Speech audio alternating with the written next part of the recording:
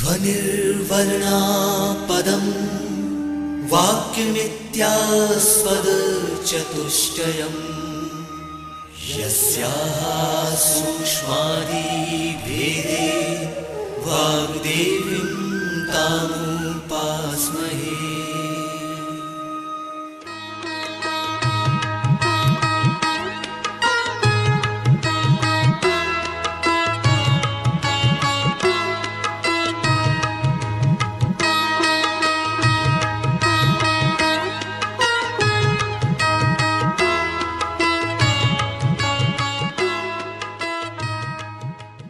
मध्य प्रदेश भोज मुक्त विश्वविद्यालय का इलेक्ट्रॉनिक माध्यम निर्माण और शोध केंद्र EMPRC प्रस्तुत करता है हिंदी साहित्य विषय पर आधारित ध्वनि कार्यक्रम भक्तिकाल एक नया चिंतन। ये कार्यक्रम BA प्रथम वर्ष के विद्यार्थियों के लिए प्रथम प्रश्न पत्र प्राचीन हिंदी काव्य पर आधारित है। कार्यक्रम के विषय विशेषज्ञ हैं डॉक्टर श्रीराम परिहार। इस कार्यक्रम का ध्वनियांकन, संपादन और प्रस्तुतिकरण किया है अमर बहादुर यादव ने। तो साथियों, आइए सुनते हैं ध्वनि कार्यक्रम भक्तिकाल एक नया चिंतन।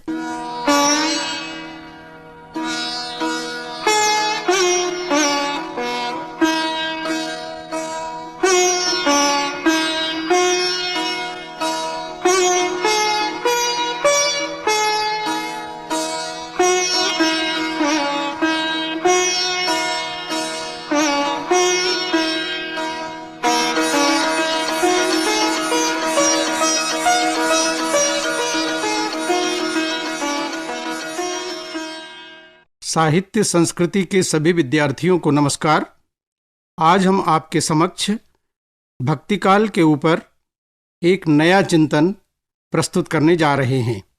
संभव है इस चिंतन से भक्तिकाल के चिंतन के नए गवाक्ष आपके सामने खुलेंगे और अपने चिंतन को उस तरफ रखकर समाज और साहित्य के परिप्रेक्ष्य में भक्तिकाल की महत्ता को अनुभव करेंगे।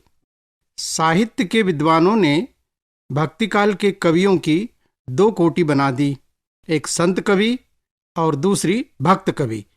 संत कवियों के अंतर्गत उन्होंने निर्गुण आश्रय शाखा के उपासकों को रखा और भक्त कवियों में सगुण आश्रय शाखा के कवियों को स्थान दिया। यह विभाजन आज नए सिरे से विचार की जरूरत रखता है। संत का शाब्दिक अर्थ है सत्य का शोधक, सत्य का आराधक, सतजन, सज्जन आदि। भक्त का अर्थ है स्वयं को सब में बांट देने वाला, स्वयं को ईश्वर के प्रति द्राक्षा की तरह निछोड़कर निश्शेष कर देने वाला। लोक भारती प्रामाणिक कोश में दोनों के अनेक अर्थों के साथ एक समान अर्थ भी दिया गया है। वह है ईश्वर भक्त।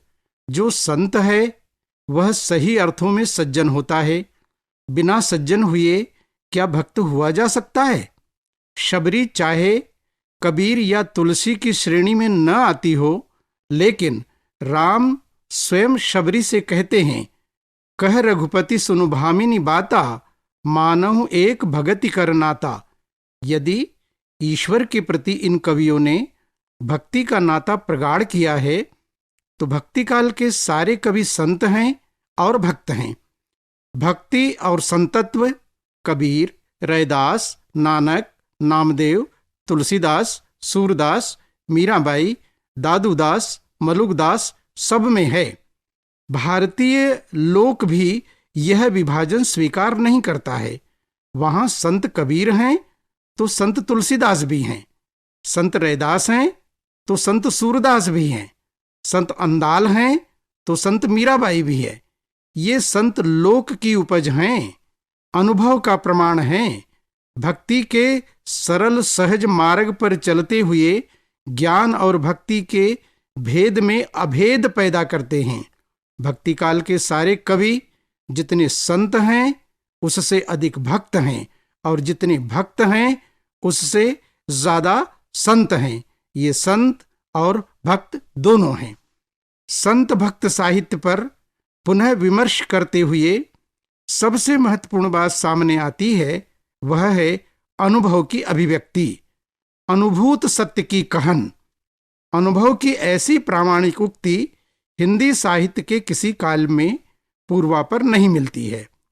कविता अनुभव की उपज है, या जयशंकर प्रसाद के अनुसार काव्य आत्मा की संकल्पात्मक अभिव्यक्ति है, तो भक्ति काल आत्मा के सत संकल्प की अनुभववाणी है।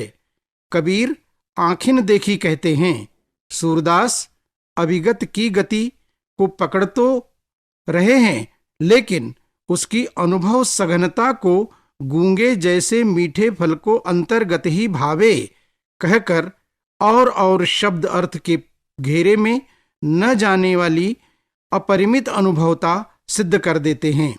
मीरा की सखी म्हारी नींद नसाणी हो की कहानी अपनी आत्मसत्ता के कृष्णत्व में तिरोहन के बाद उपजी है। संतों भक्तों का यह अनुभव आत्मसत्ता से विस्तारित होता हुआ जगत सत्ता की परिधि तक पहुंचता है और जगत सत्ता के तमाम अनुभवों को समेटता हुआ केंद्र की ओर लौटता है। इसीलिए नामदेव गाते हैं, नामदेव सुमिरन करी जाना, जग जीवन शिव जीव समाना। कबीर तो यहाँ तक कह देते हैं कि ईश्वर से मिलने पर वह कुशलात पूछेंगे, तो यदि आदि अंत की कहूँगा और अंतर की बात। इन संतों भक्तों के पास और कोई नहीं, हृदय ईश्वर दो ही साक्षी हैं। इन्होंने अनुभव को गाया और अनुभव का संबल पाया, इसलिए इनकी कविता सत्य भाषती है। वह हृदय की बात है, इसलिए सैकड़ों वर्षों से लोक हृदय को सीधे रस प्लावित करती है। वह सच लगती है, अपना सच, जन जन का सच, सबका सच, आत्मा परमात्मा से संबंधित सच। इस अनुभव की कविता और अनुभव की प्रामाणिकता की हमारे आज के साहित्य में बहुत जरूरत है। संतों भक्तों की वाणी अनभय की कविता है। अनभय का दूसरा अर्थ भी है अनभय। यह वाणी भय मुक्त करती है। भय से मुक्त तभी हुआ जा सकता है जब हम अपने आत्म स्वरूप को जान लें, साथ ही ब्रह्म, जीव, जगत, माया, मोक्ष आदि आदि की वास्तविकता से स्पष्ट हो जाएं। इन संतों और भक्तों ने एक और अनभय यानी अनुभव की अकथ कथा कही, दूसरी ओर उसी अनभय के बल को जन को अभय मुक्त करने का आधार बनाया। कबीर ने चरम अनभय पर पहुंचकर आनंदित होकर कहा, जिह मरने से जग डरे सो मेरे आनंद, कब मरी हो कब पाई हो पूर्ण परमानंद। और फिर वे मरण के पार शाश्वत आत्मरूप को गा उठते हैं, हम न मरी हैं संसारा। भक्त तुकाराम कहते हैं, आपुले मरण पाछिले म्या डोला तो जाला सोहला अनुपम्य। हमने अपनी मृत्यु को स्वयं भरपूर आंखों से देखा है, वह अनुपम उत्सव था। यह अद्भुत बात बड़े अनुभव से मिली है। गीता में श्री कृष्ण अर्जुन से कहते हैं, मां शुचु डरो मत, क्योंकि तुम अमृतस्य पुत्रः, अमृत पुत्र हो। मीरा का राणा द्वारा भेजा जहर कुछ नहीं कर पाया। सांसारिक को संसार का, माया का, नरक का, नश्वरता का बड़ा भय बताया जाता है। संतों भक्तों ने इन सब की वास्तविकता को अपने अनुभव से उजागर किया और संसार में रहते हुए ईश्वर प्राप्ति का विश्वास पैदा किया और स्वर्ग नरक को बहुत तूल नहीं दिया।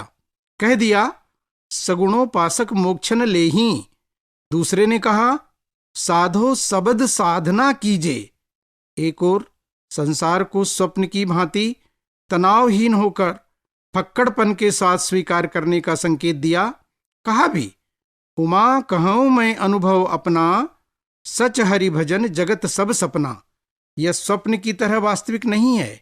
इसकी भयावहता और मोहकता दोनों से परे एक सच है, वह है हरि भजन। हरि मिलन। संतों भक्तों ने भय से मुक्ति दोनों स्तरों पर अनुभव की, लौकिक स्तर पर भी और पारलौकिक स्तर पर भी। इस संसार को स्वप्न की तरह या रेत के ढेर की तरह जानते हुए भी उसे त्यागने, उससे भागने की सलाह नहीं दी।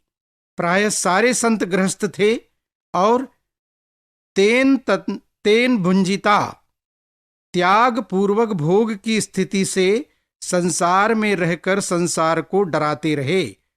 कमल की तरह जल में रहकर जल से ऊपर बने रहे। संसार पाप पुण्य, धर्म अधर्म, कर्म कांड अनुष्ठान का भय दिखाता है।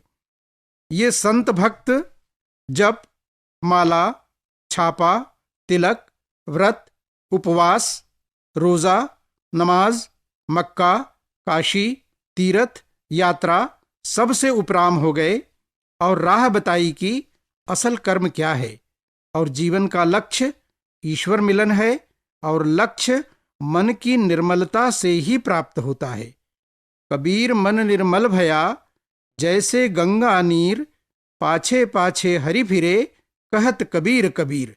या स्वयं ईश्वर से कहलवाया, निर्मल मन जन सो मोहि पावा, मोहि कपट छल छिद्र न भावा। विरह विद्रोह गोपियों के मन की निर्मलता, एक निष्ठता और प्रेमा भक्ति के सामने उद्धव का ज्ञान गुरूर चकनाचूर हो जाता है। मेवाड़ के राणा के बजर किवाड़ भी मीरा का पथ रोक नहीं पाते हैं। मन की निर्मलता और आत्म स्वरूप को जानना के आगे संसार का भय पानी भरने लग जाता है। संसार ओस का मोती सा लगता है। यह बांध कर रखने वाला संसार स्वयं मन की निर्मलता के कारण विवश और बंधा बंधा सा हो जाता है।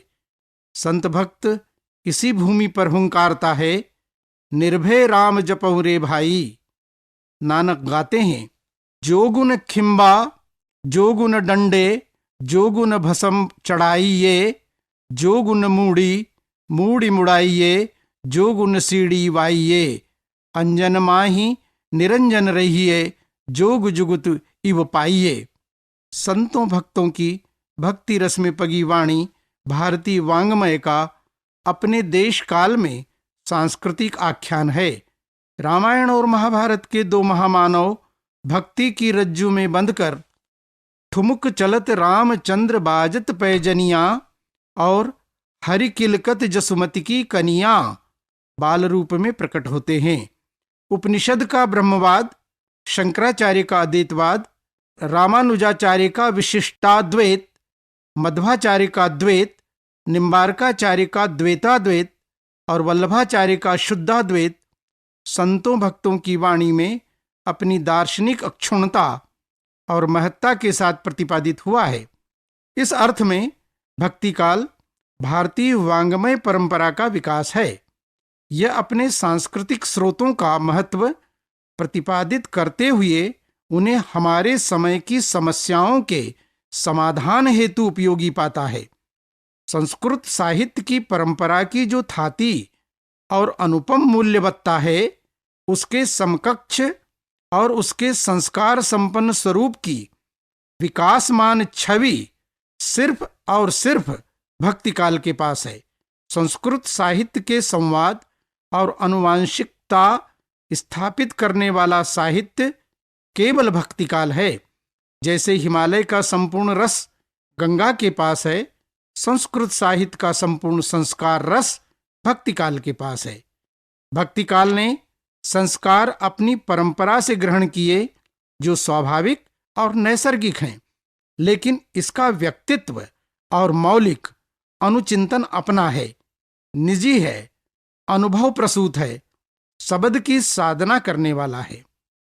भक्ति में ब्रह्म जीव, जगत माया, निर्गुण सगुण, शून्यवाद, सर्वात्मवाद भारतीय अध्यात्म की दार्शनिक भूमि से आते हैं, लेकिन भक्त का सब में बटबट जाना, अपने अनुभव की साझेदारी करना, अपने पास जो कुछ है उसे देते रहने का आचरण लोक से आया है। भक्ति काल की असल गोचर भूमि लोक है अनुभव का स्रोत लोक है। कहन और करनी का साध्य लोक से प्राप्त हुआ है। भाषा की अर्थवत्ता लोक भूमि का रस विस्तार लिए हुए है। सारे उपमान, बिंब, प्रतीक और शब्द चित्र लोक संभूत हैं। भक्ति काल में भक्ति वैयक्तिक नहीं रही, वह समूह की मुक्ति का साधन हो जाती है।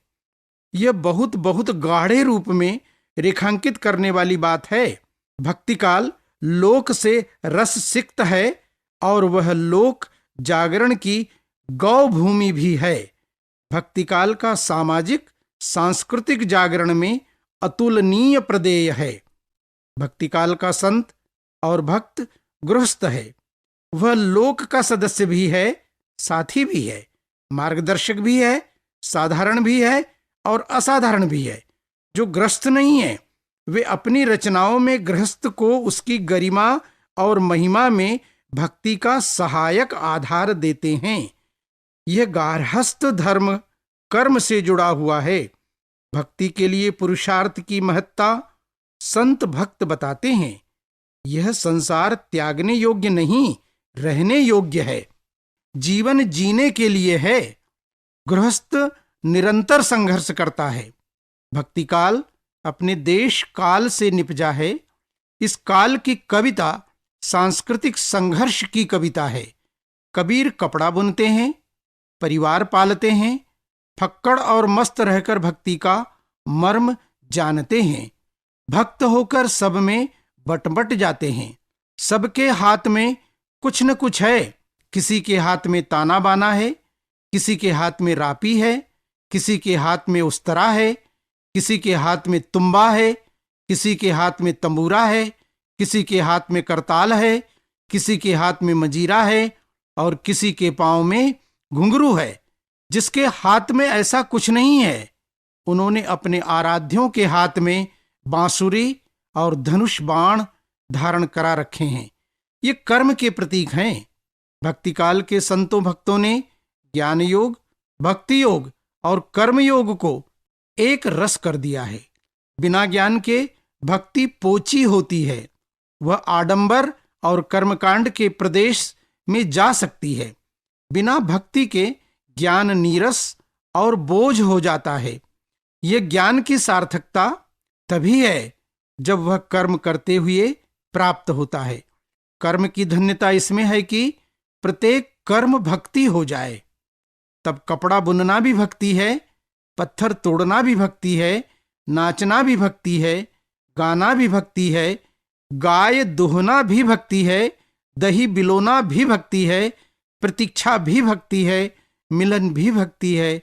भक्ति इतनी सहज और व्यापक होकर भक्ति काल में जनमन उद्धारक और जनमन मुक्ति प्रदायिनी हो जाती है। बुद्ध विश्राम सकल जन रंजिनी, राम कथा कलि कलुष निकंदिनी।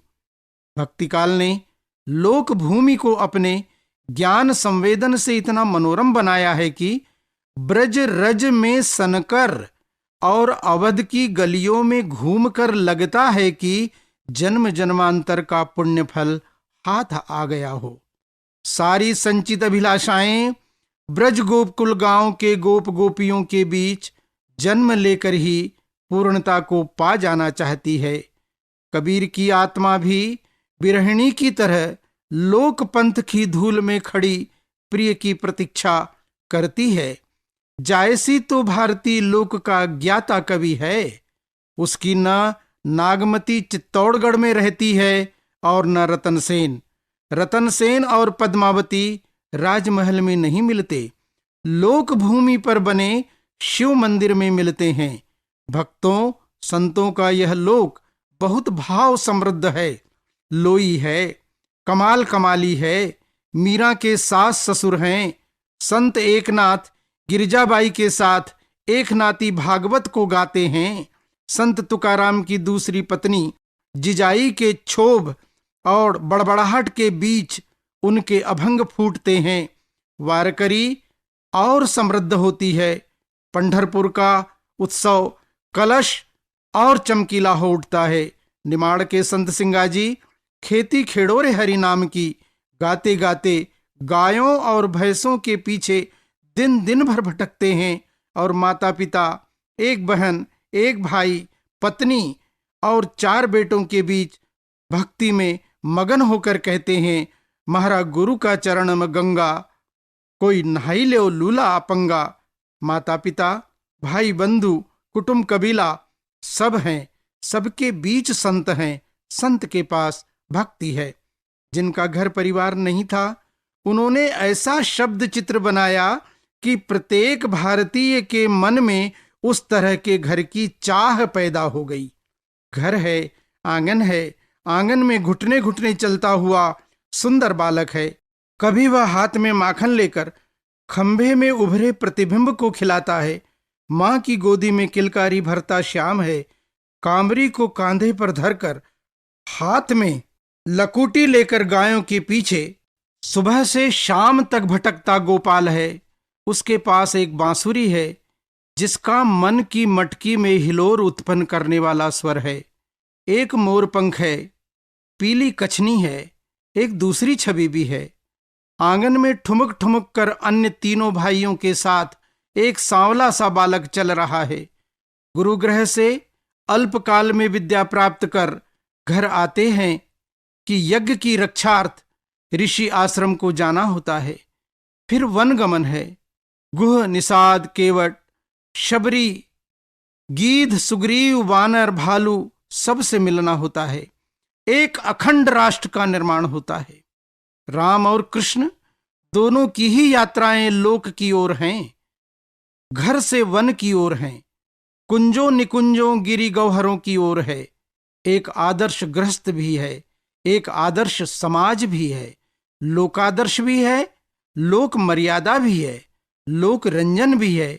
इनके बीच संतत्व है, इनके बीच भक्ति है। जिस दलित विमर्श और स्त्री विमर्श का हल्ला 20वीं शताब्दी के अंतिम दशक में मचाया गया, वह संतों भक्तों की कथनी करनी युक्त पहल के सामने प्रोपागंडा लगता है। संतों ने न सिर्फ कहा जाति पाति पूछे नहीं कोई, बल्कि उन्होंने सचमुच जाति पाति को छोड़ा और एक जमात में बैठे। छूना और भोजन दोनों ही विभेद पैदा कर रहे थे। संतों भक्तों ने समूह में अपनी रहनी रही, सामूहिक भोजन बनाकर एक पंगत में बैठे, सभी जाति के लोगों को जिमाया और खुद जिमे। काशी के पंडित देखते रहे, मुल्ला खिसियाते रहे, सिकंदर लोदी अपनी कुचली फन लिए घायल सांप की तरह छटपटाता रहा, भंडारा होता रहा। गांधी जी ने स्वतंत्रता आंदोलन के साथ साथ सामाजिक सुधार की प्रक्रिया में यही कहा था कि अधिक से अधिक दलितों के संपर्क में आकर उनमें आत्मविश्वास जगाओ, उनके साथ भोजन करो। अंतरजातीय विवाह जातिवाद के पर्वत को लांघने का सुगम रास्ता है। संतों भक्तों ने अपनी रहनी गहनी से सामाजिक जागरण और नव निर्माण की राह बनाई, उस पर हमें चलना है। वाल्मीकि के आश्रम में सीता ने 2 बालकों को जन्म दिया। उन्हें ऋषि के सानिध्य में पाला पोषा, बड़ा किया। राम आते हैं अंत में, सीता से वापस अयोध्या लौटने के लिए मनुहार करते हैं। राम आर्द्र और कातर हो जाते हैं, पर सीता विनम्रता से आग्रह ठुकराकर जिस धरती से पैदा होती है उसी में समा जाती है। ठीक यहीं से नारी मुक्ति का स्वर फूटता है और वह गूंजता हुआ मेवाड़ की रानी मीरा तक जाता है। मीरा संत भक्त समाज की शोभा बन जाती है। राणा की एक न मानी, राणा परास्त हुए। मीरा जीत गई, राणा हारा, प्रजा जीत गई। पुरुष हारा, नारी जीत गई। नारी की अस्मिता और नारी की स्वतंत्रता का उद्घोष मीरा की गीतों में गूंज उठा। राणा जी गिरधर रा गुण गास्या, गुरु पर ताप साधरी संगत, सहजे ही तिर जासा। मीरा ने वह किया जिससे आज स्त्री जाति का स्वाभिमान, स्त्रीत्व और हठ मंडित होता है। मीरा की भक्ति तो अमर हुई ही, मीरा की शक्ति भी खिल उठी है। संत भक्त भारतीय जीवन दर्शन के मूल तत्व की खोज करते हैं। आराध्य और आराधक की स्थिति को सारे भारतीय सांस्कृतिक संदर्भों को ज्योत्सना में देखते परखते हैं। गारहस्थ जीवन के बीच भक्ति का चरम पा लेना आसान नहीं है, किंतु भक्तिकाल के भक्त उसे सहज बना देते हैं। पंडों, पुरोहितों, मौलवियों का एकाधिकार धर्म पर से समाप्त करते हैं। कर्मकांड की जगह धर्म के वास्तविक रूप को भोले लोगों के सामने प्रकट करते हैं। भक्ति को मंदिरों और तीर्थों के साथ साथ घर में स्थापित करते हैं। घर ही मंदिर बन जाता है, कर्म ही भक्ति का उपादान हो जाता है, पूरा घर बार ही ईश्वर आराधन का वृंदावन बन जाता है।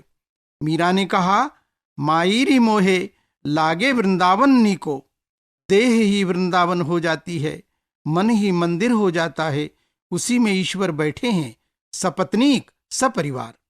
परिवार छूटा नहीं है। भारतीय देवता सब गृहस्थ हैं, नारद को छोड़कर।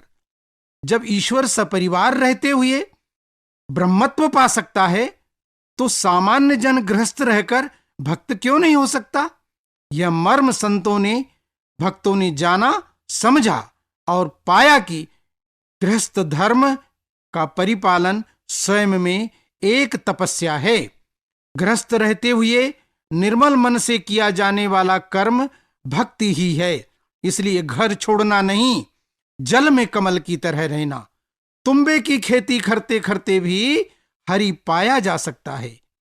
यमुना में घड़ा डुबाते डुबाते कृष्ण के प्रेम के जल में डूबा जा सकता है। रसखान गोविंद यूं भजिए, जिमि नागरी को मन गागरी में। भक्तों, संतों ने मधुरा भक्ति की नर्मदा में ब्रह्मजीव, देवत्व, मनुजत्व और भगवान भक्त को एक साथ खड़ा कर दिया। यह माधुर्य भक्ति रस का उपजीव्य बनकर कबीर, जायसी, सूर, तुलसी, मीरा, नानक, नामदेव सबके पास है। यहां मधुरता के स्वरूप पर थोड़ा आज के संदर्भ में चिंतन और अनुपालन आवश्यक है। चारों ओर नई पीढ़ी में प्रेम को लेकर हाहाकार मचा है। जीवन बीहड़ों का वाशिंदा हो गया है। एक की उंगली पकड़कर छोड़ देना और दूसरे का हाथ थाम लेना साधारण सी बात है। बड़ा हल्ला है प्रेम का, बड़ी दलीलें हैं प्रेम में सब कुछ पार कर जाने की और सब कुछ को नष्ट कर अनचाहा मनचाहा पा जाने की। लेकिन ये प्रेम पियासे व्याकुल आकुल पावरे अर्धनग्न शरीर यह नहीं जानते कि प्रेमन बाड़ी उपजे, प्रेमन हाट बिकाए, राजा परजा जिह रुचे, शीस दे ही ले जाए। यह खाला का घर नहीं है, तलवार की धार पे धावनो है। प्रेम देह जनित नहीं है, हृदय की धड़कन है। देह जनित तो वासना होती है। प्रेम की राह आग के दरिया में से होकर जाती है। यह आग का दरिया है और डूब के जाना है। यह युद्ध भूमि है जिसमें सूरा ही जूझ सकता है, कोई बिरला ही विजय को पा सकता है। परंतु संतों भक्तों ने प्रेम की पवित्रता को, भक्ति की अनिवार्यता अनुभव कर उसे सबके लिए सरल और साध्य बना दिया।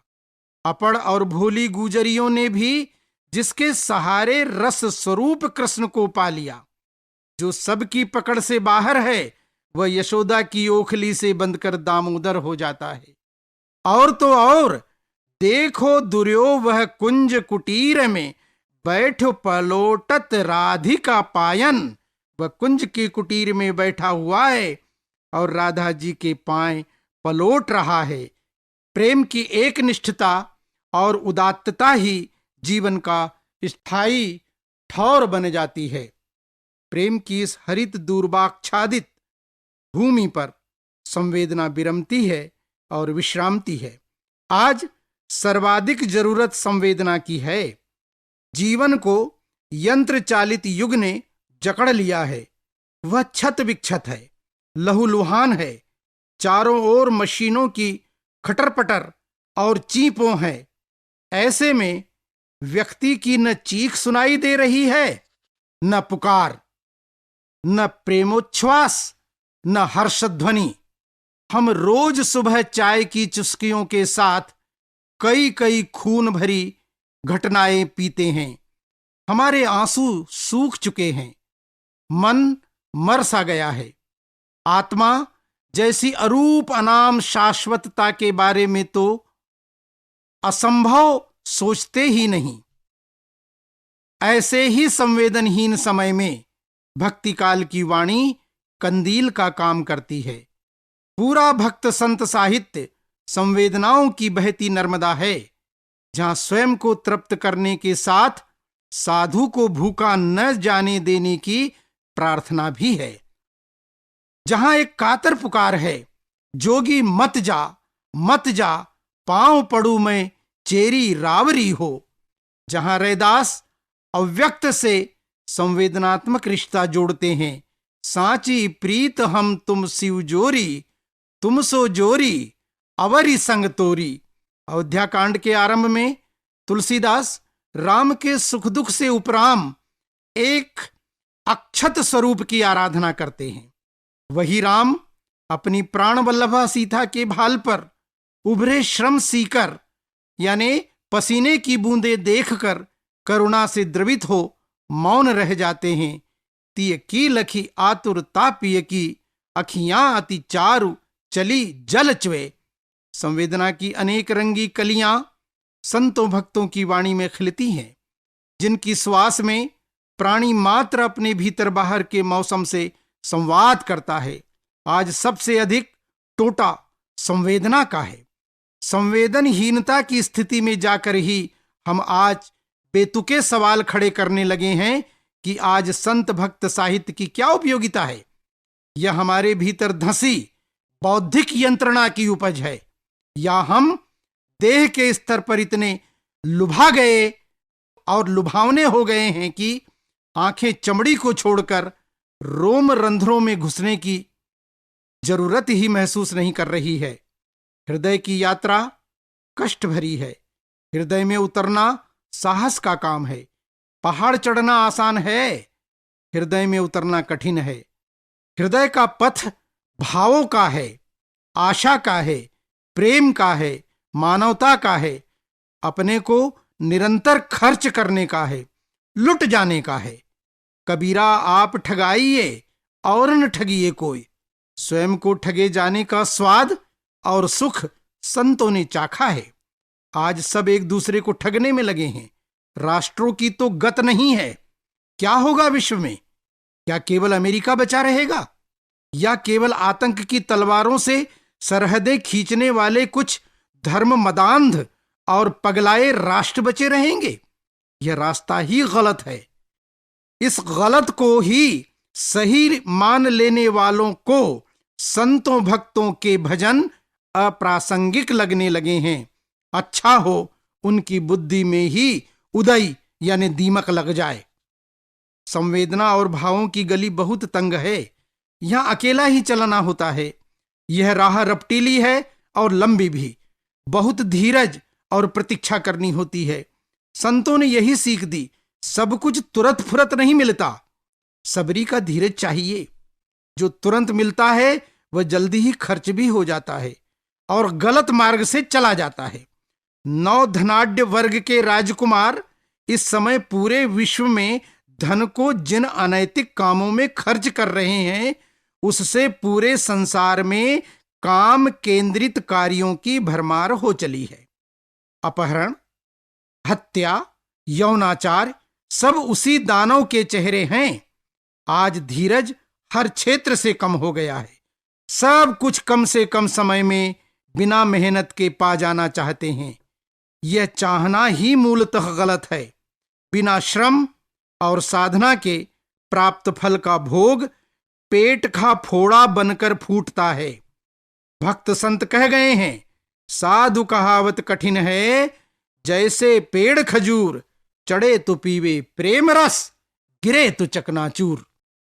औद्योगिक क्रांति, वैज्ञानिक प्रगति के व्याज से जिस वैज्ञानिक बुद्धिवाद और बौद्धिक अतिवाद का विकास पिछली शताब्दी में हुआ, उसने कविता की महत्ता और सार्थकता को लेकर जिस तरह पश्चिम के विचारकों के भीतर सवाल पैदा किए, वही स्थिति भारतवर्ष में पैदा हो रही है।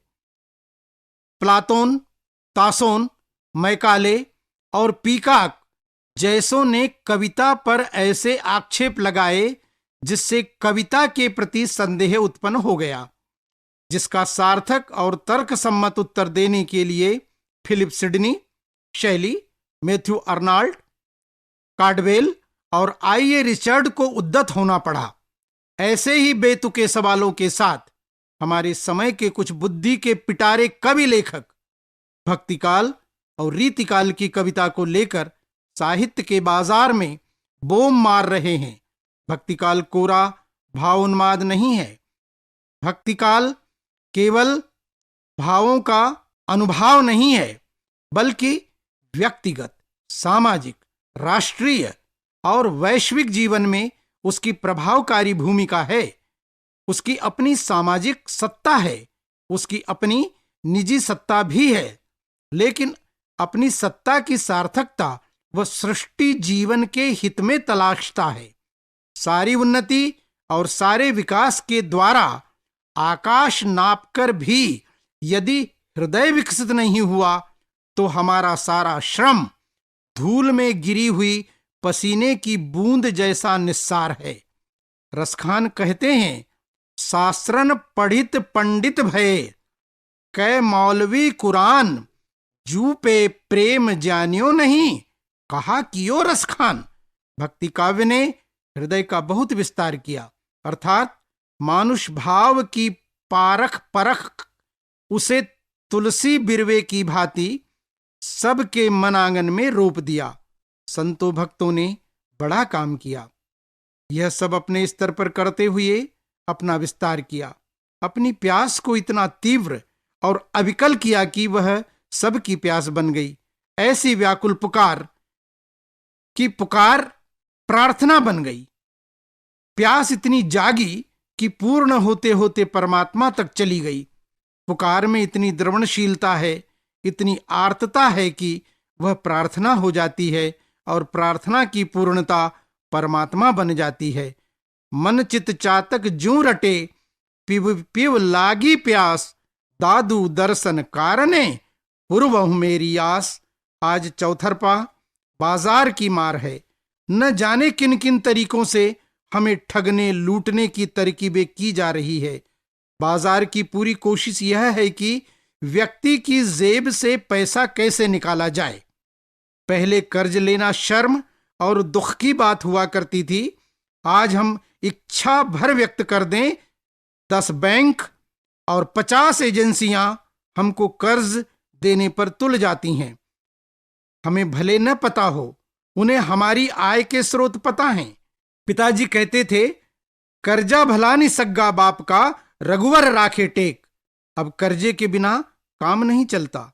वस्तु आदमी की पीठ पर सवार होकर उसके घर तक आती है और घर में बैठ जाती है।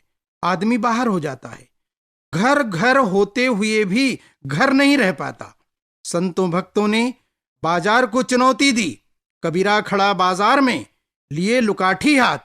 ये लुकाठी कबीर के बाजार से आदमी को सचेत करने और बाजार पर वार करने के लिए हाथ में रखी जाती है। तब मथुरा से एक उद्धव ब्रज में आते हैं। मथुरा महानगर है, ब्रज गांव है।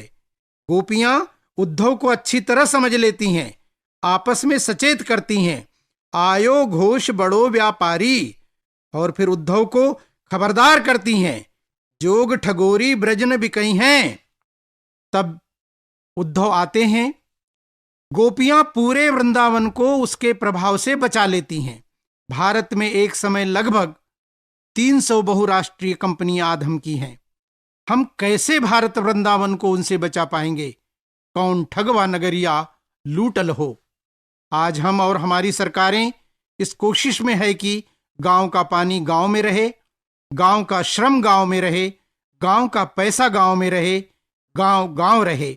हम नहीं जानते कि अंधे सूर को यह अगम बात कैसे सूझ गई होगी कि उसने जिस कृष्ण को गढ़ा वह कृष्ण मथुरा का नहीं, गांव का है। मथुरा उसे रास नहीं आती। वह गोकुल में खेलता है, और बड़ा होता है। वह खेल खेल में गोपियों को गांव का दूध दही मथुरा से जाकर बेचने से रोकता है। गोकुल की वस्तु मथुरा में नहीं जाना चाहिए।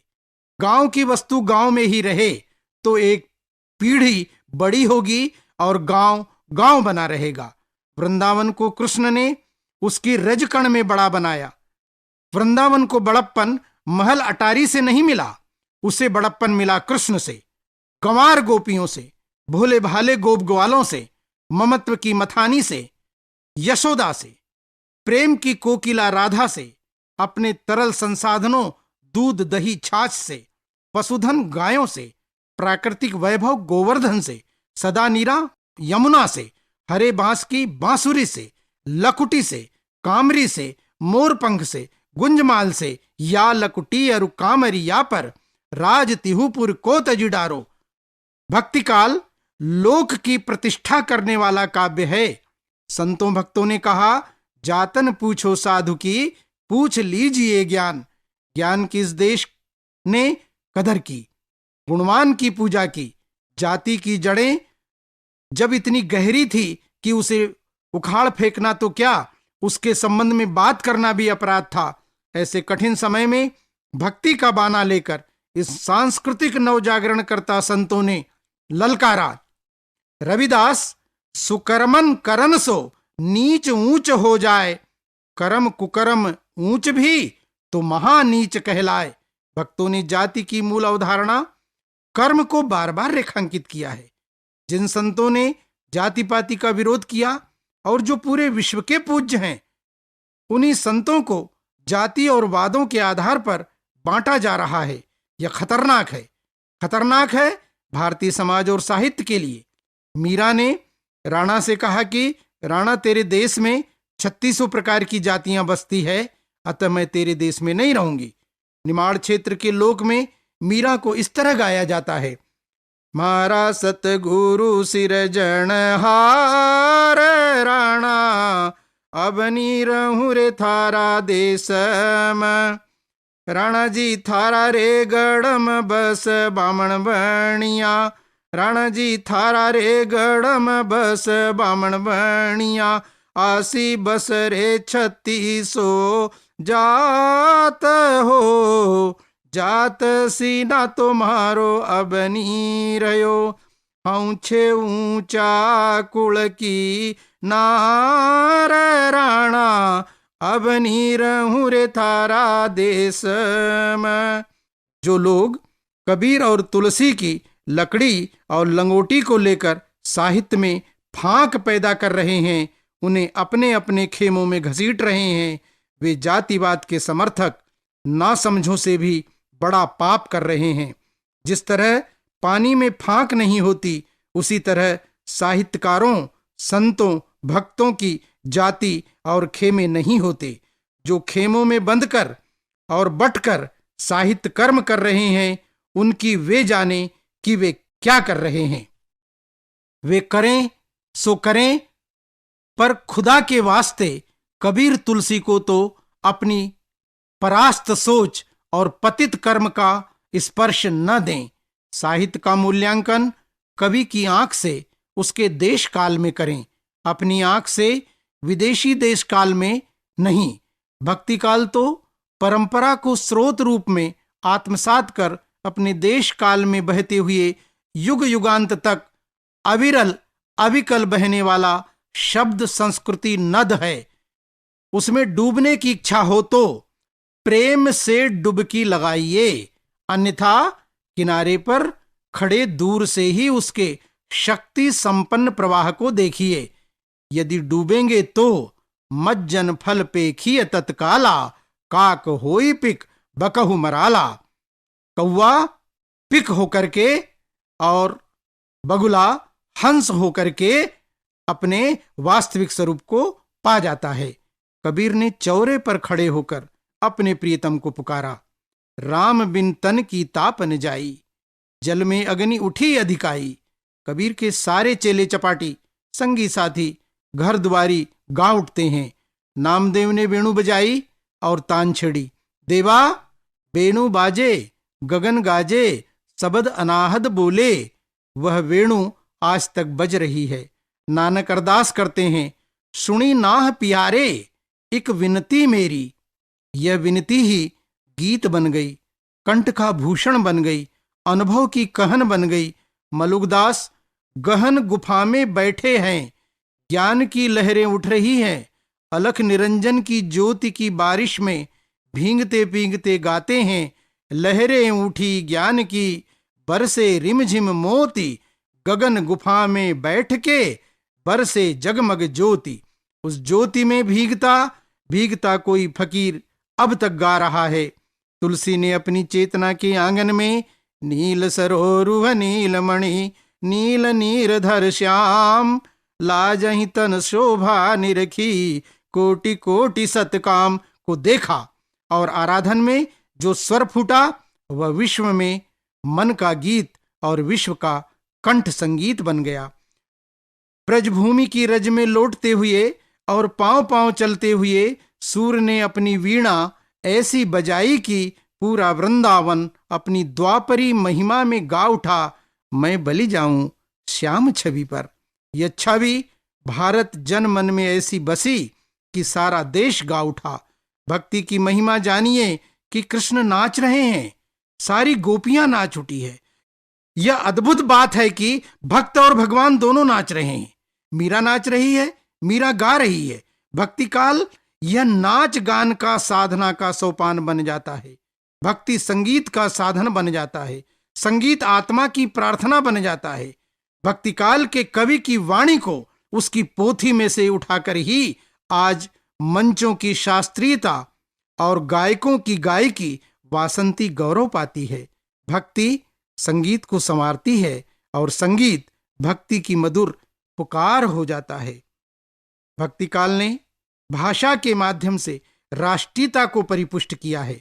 शंकराचार्य ने केरल से चलकर उत्तरांचल यानी बद्रीनाथ तक संस्कृत में गाते गाते बहुत कुछ कह दिया। भज गोविंदम भज गोविंदम भज गोविंदम मूढ़मते। भक्ति का महाभाव लेकर जयदेव प्रकट होते हैं और उनका गीत गोविंद संपूर्ण भारत की रागिनी बन जाता है। राधा भाव भारतीय जन की भावोन्मेष भूमि का उद्दत स्वरूप बनकर मुखरित होता है। ललित लवंग लता परिशीलन कोमल मलय सरमीरे, मधुकर निकर करम्बित कोकिल कुंजति कुंज कुटीरे। रामानुजाचार्य तमिल और कन्नड़ में ब्रह्म जीव की परस्परता की रसधार को सबको अभिसिंचित करते हैं। रामानंद दक्षिण से उत्तर तक की भक्ति के अगम्य पथ को सुगम बनाने का उपक्रम करते हैं। मैथिल कोकिल विद्यापति मैथिली की ऊर्जा लेकर श्रृंगार भक्ति के उदात्तीकरण का कृष्ण की छवि के साथ अमरता देने का प्रयास करते हैं। नंदक नंद कदम्ब की तरुतर धीरे धीरे बंसी बजाओ। पंजाब में नानक गुरुमुखी में उच्चारते हैं। कबीर सद्दुक्कड़ी भाषा में संपूर्ण हिंदी भाषी अंचलों की लोक भाषाओं को साहित्य के उपवन में समादृत करते हैं। जायसी तुलसी अवधि में अनुपम और अद्भुत रचते हैं। सूर के साथ अष्टछाप के संत भक्त ब्रजभाषा की मधुराई को काव्यास्वादन बनाकर बांटते हैं। मेवाड़ राजस्थान में मीरा ठेठ मेवाड़ी राजस्थान में गाती है। बाला मैं बैरागण हूंगी, जोई जोई बेस म्हारो साहेब रीजे, सोई सोई बेस धरूंगी। नामदेव तुकाराम एकनाथ मराठी में मधुर मधुर गाते हैं। गुजराती में संत निष्कुलानंद विनम्रता से कहते हैं, त्यागन टके रे बैराग बिना। बंगाल में चैतन्य महाप्रभु भक्ति को नृत्याराधन में पर्यवसित करते हुए भक्त मंडली के साथ चैतन्य लोक की यात्रा करते हैं। संस्कृत प्राकृत अपभ्रंश का प्रवाह लोक भाषा में भारतीय लोकांचल की राष्ट्रीय अभिव्यक्ति बनकर संतों भक्तों की वाणी में स्वतः फूटता है। भक्तिकाल भारत का भक्ति उत्सव और संतों भक्तों की वाणी का आनंद पर्व है। संत भक्त भाषा की शास्त्रीयता की शरण न लेकर लोक भाषा को अपने सांस्कृतिक नवजागरण का आधार बनाते हैं। भाषा को इस स्तर पर आत्मसात करते हैं कि वह संस्कृति संवाहक और संस्कृति संवर्धक बन जाती है। वे लोकानुभव, लोक धरती, लोकाचार, लोकाचरण और लोक व्यवहार की पंचसरिता जल से अपना काव्य कलश भरते हैं। विश्व कल्याण हेतु मंगल कविता गीत गाकर स्वयं आनंदित होते हैं और जग को आनंद विभोर कर उसके पांवों में घुंघरू और हाथ में मंजीरे देकर नचा देते हैं। यह नृत्य जन का अकुंठित नाच है, जिसमें व्यक्ति की जिजीविषा और जीने हेतु संघर्ष एक साथ उच्छलित होते हैं। लोक भाषा संतों भक्तों की रसवाणी का सानिध्य पाकर काव्य भाषा बन जाती है। अभिजात्य और साधारण का भेद तो मिटा ही, भाषा के स्तर पर एक अभूतपूर्व सुकृत्य भी हुआ कि अपना अनुभव अपनी भाषा में अपने लोगों के बीच गाया गया है। भक्तिकाल के साहित्य की जन जन में गहरी पैठ का एक बड़ा कारण लोक भाषा में आत्माभिव्यक्ति और काव्याभिव्यक्ति है। भक्तिकाल का साहित्य संतों भक्तों की आत्मा की पुकार है। यह पूरा साहित्य एक प्रार्थना है, एक अनुभव की आँच है, एक भावों की सरिता है। यह साहित्य हमारी सांस्कृतिक धरोहर है। इसकी रक्षा तो आवश्यक है ही। इसका श्रवण, पठन और मनन आज और अधिक जरूरी हो गया है। अंधेरा गहरा रहा है, रोशनी यहीं से मिलेगी।